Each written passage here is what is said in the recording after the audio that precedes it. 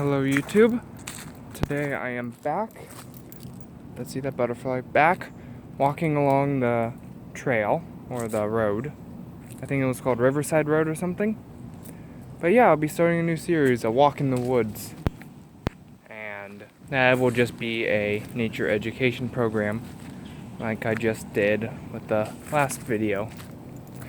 Last time's theme was a mixture of fungus and decomposition, and today's is going to be pollination. So, to start off, pollinators are very important for our world. They range in size from really tiny bees to large butterflies. And the one thing that they need is pollen and nectar to help complete the process. So, let's start off with the flower and talking about it, because that is the most important thing. So this is not the best example of a flower. Let me find a better one somewhere. Well, you guys mainly know the basic idea of pollination, but I just want to go over it.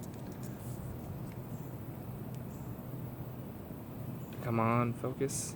I'm going to spend hours focusing on this thing. Come on, focus. There we go. So the flower has its petals that helps attract the moths, bees, butterflies, anything that has nectar that drinks nectar to it. And pollen is the way that it reproduces. So there's the anther and the stamen. The anthers produce the pollen, and then the anthers collect it. And then the bees, butterflies get it stuck on them, go from flower to flower, and deposit it. And then it turns into a seed. Seeds are going to be a whole another episode, and that's probably what's going to be next. Let me refocus on the trail. So, pollination is very important. I just explained the whole process. I need to wait for this plane to pass over.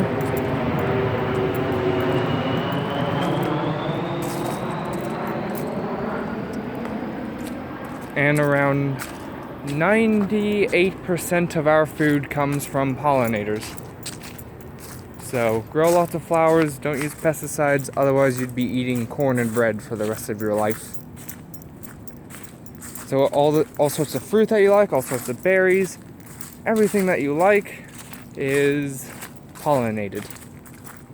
And then the corn and the wheat and other stuff is pollinated by the wind, but I'll go over that in the seed video. So yeah, be nice to the pollinators. But yeah, flowers come in many different shapes.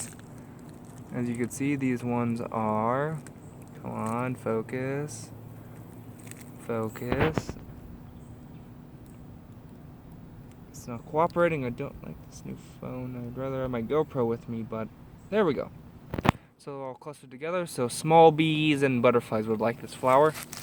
Same with the last one that I showed you.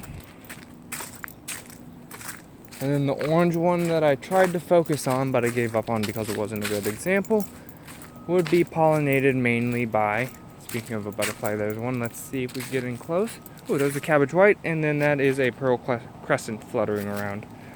Let's see how close I can kill it. And you're a very skittish little butterfly. But yeah, he's in the process of basking, and every movement I make. Okay. Alright. Let's refocus. I did not know that was unfocused. But yeah, each flower is meant to draw in a specific pollinator. Some flowers are big and large and long for bees and hummingbirds, and some butterflies. Some smell really, really good but are really small. Those are for the smaller pollinators. And then you have those that sometimes have a lid on them that only a bee could get into, or a bird's beak could pry it open.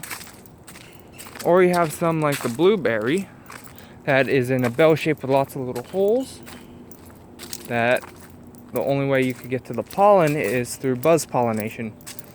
Honeybees can't do that, only bumblebees can, and other native species, to Ohio at least. They land on the underside of the flower where the pollen falls out of, and then they buzz their wings really fast. They wait for the plane.